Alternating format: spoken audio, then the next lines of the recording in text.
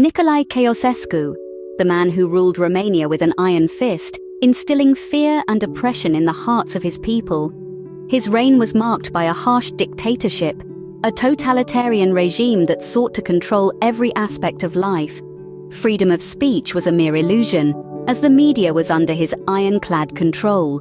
The secret police, a formidable force, was his tool to suppress any opposition. But to understand this man, we must first delve into his past.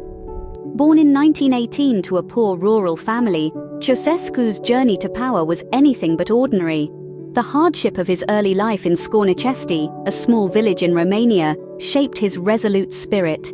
From a shoemaker's apprentice to a political visionary, his path was marked by resilience. In his youth, Ceausescu was drawn to the ideals of the Romanian Communist Party.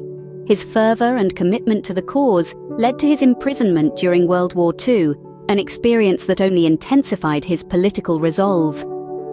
Emerging from the shadows of incarceration, he rose through the ranks of the party with a charismatic personality and a knack for strategic alliances.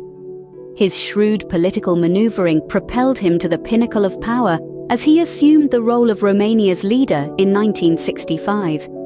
His rise to power was swift and unyielding, setting the stage for a reign of terror, a reign that would etch his name in the annals of history as one of the most notorious dictators of the 20th century. Despite his iron grip on power, Ceausescu's reign was not to last. The seeds of his downfall were sown in the late 80s, when the Romanian Revolution ignited. Sparked by widespread discontent and economic instability, the people of Romania rose against their oppressive leader. Ceausescu's response was brutal, yet it only fueled the fire of revolution. His regime crumbled around him as the very people he ruled rose to challenge his authority. In a desperate bid to hold on to power, Ceausescu and his wife attempted to flee, but they were soon captured. The world watched, riveted, as the events unfolded. The trial that followed was swift and uncompromising. The charges were serious: genocide, damage to the national economy, and abuse of power. Ceausescu met them with defiance, refusing to recognize the court's authority.